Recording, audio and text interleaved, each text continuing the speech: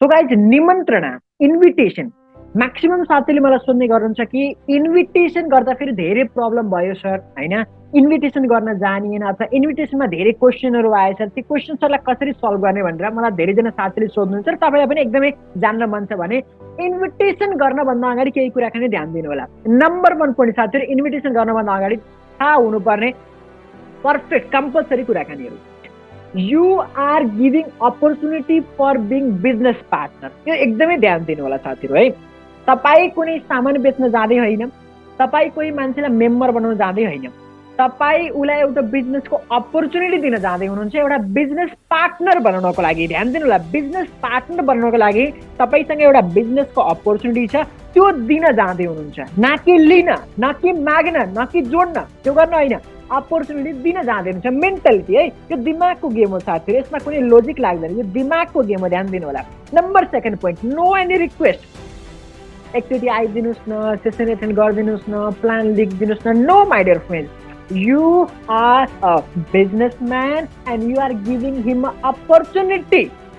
अवसर दिने बेलामा कुनै रिक्वेस्ट नगर्नु होला। म्याक्सिमम साथीहरूले यो गल्ती गर्नुहुन्छ। Generate curiosity my dear friends, curiosity हुन्छ नि, अरे यार के होला के होला। यसको पनि मैले तपाईँलाई लाइक द फर्मुला बताउँछु क्युरियोसिटी कसरी जेनरेट गर्न सकिन्छ। लेटेस्ट सपोज कुनै एउटा जब होल्डर छ, सर दाजुभाइ अथवा राम मैले एउटा यस्तो राम्रो अपर्च्युनिटी भेटाएको छु होइन, लाइक मैले पनि जब गर्दैछु, तिमीले पनि जब गर्दैछौ होइन।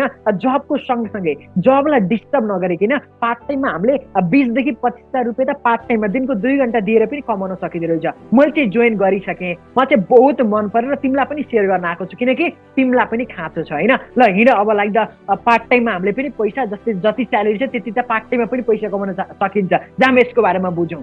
यसलाई भन्छ क्युरियोसिटी। भन्न खोजेको के रहेछ, लाइक द कोही हाउस वाइफ होला, ए सुन न मैले होइन, लाइक द आजभोलि त हामी घरतिरै छौँ, घरमै बसिरहेको छौँ होइन। घर चलाउँदा सँगसँगै चाहिँ दिउँसोको 2 घन्टा खाली टाइमलाई दिएर हामीले महिनाको 5, 10, 15,000 रुपियाँ चाहिँ कमाउन सकिन्छ होइन। त्यति गरिसकेपछि हामीले हाम्रो श्रीमानसँग पैसा माग्नु त पर्दैन। जाम यसको बारेमा बुझौँ, मन परेछ भने अगाडि बढौँला, मन नपरे जान्न त जानिन्छ होइन। यसलाई भन्छ इन्भिटेसन। यसको लागि मैले तपाईँलाई स्क्रिप्ट दिन्छु, फर नाउ यतिकै अडियो सुनेर चाहिँ काम चलाउनु सक्यो। Next, present जेन्टल्ली। यस, कुनै भद्र होइन होइन, कुनै भद्र तरिकाले होइन, कुनै रिक्वेस्ट होइन, कुनै थर्काइ तरिकाले होइन होइन, लाइक आनन्दले प्रेजेन्ट जेन्टली। भन्न खोजेको उसलाई लाइक फोर्स गर्ने होइन, आउता भन्ने होइन। लास्टमा तपाईँले यो भन्न सक्नुहुन्छ, मन पर्यो भने सुरुवात गरौँला, मन नपर्यो ठिकै छ, बुझ्दैमा कसको के जान्छ र। यसलाई भन्छ जेन्टल टच। जेन्टल टच बिजनेसम्यानमा यो खुबी हुनु जरुरी हुन्छ होइन। कोही साथीहरूले आउता आउनै पर्छ, समथिङ यस्तो ल्याङ्ग्वेजहरू युज गर्नुहुन्छ। Don't use that kind of language. Invitation आमन्त्रणामा जेन्टली आफूलाई एउटा लाइक द प्रोफेसनली प्रेजेन्ट गर्नु होला साथीहरू, ठिक छ। Must be problem solution oriented. Yes, यो सबैभन्दा इम्पोर्टेन्ट। यदि कसैले सोध्नुहुन्छ इन्भिटेसनमा सबैभन्दा इम्पोर्टेन्ट के छ सन्दीप सर भनेर मलाई सोध्नुहुन्छ भने म उसलाई यही बताउँछु कि must be problem solution oriented. अर्थात् अगाडिपट्टिको मान्छे लाइक द स्कुल कलेजमा पढ्ने छ भने उसको प्रब्लम के हो, पकेट मनी हो। कुनै जब होल्डर छ भने उसको प्रब्लम के हो, एक्स्ट्रा फाइनेन्स अथवा टाइम फ्रिडमको प्रब्लम हो। हाउस टाइप छ भने उसलाई फाइनेन्सको प्रब्लम हुनसक्छ। यस्तै विभिन्न व्यक्तित्वहरूलाई केही न केही समस्या छ।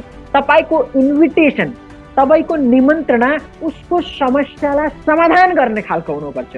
ध्यान दिनु होला। तपाईँको इन्भिटेसन उसको समस्याको समाधान गर्ने खालको हुनुपर्छ। लेटेस्ट सपोज कुनै पनि एउटा स्कुल कलेजमा पढ्ने केटाकेटी छ भने तपाईँले यदि दिनको 2 घन्टा पनि हामीसँग आउनुभयो, काम गर्नुभयो भने तपाईँले आफूलाई चाहिने पकेट मनी घर मम्मी बुवासँग नमागेर आफूले यो बिजनेसको थ्रुबाट अर्न गर्न सक्नुहुन्छ। द्याट मिन्स उसको एउटा प्रब्लम थियो, तपाईँले यसरी चाहिँ सल्भ गर्नुभयो। एउटा सानो आइडिया, यसमा थुप्रो तरिकाहरू छ, म बताउँदै जान्छु तपाईँलाई। तर भन्न खोजेको इन्भिटेसन गर्दाखेरि सिम्पली बोलाउने मात्र होइन, उसको प्रब्लम सल्भ हुन्छ भने त्यो आउँछ, त्यहाँदेखि तपाईँलाई सुन्छ जान्छ।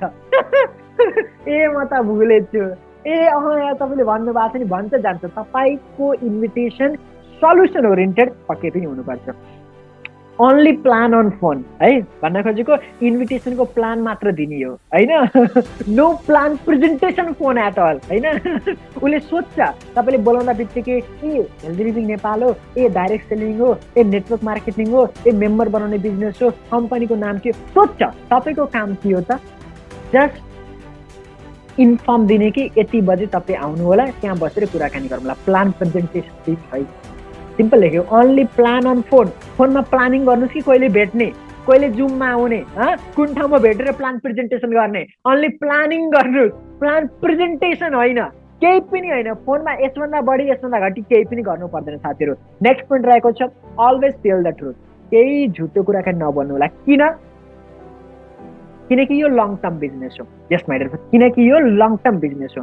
तपाईँ 2 महिना 3 महिना 4 महिना 5 महिना काम गर्नको लागि आउनु भएको छैन, लङ टर्मको लागि काम गर्न आउनु भएको छ भने अलवेज टेल द ट्रुथ। केही झुटो व्याख्या लाइक द्याट गरेर तपाईँ आउँदा बित्तिकै यो हुन्छ त्यो हुन्छ फलाना ढिम्काना गरेर कहिले पनि नबोलाउनु होला।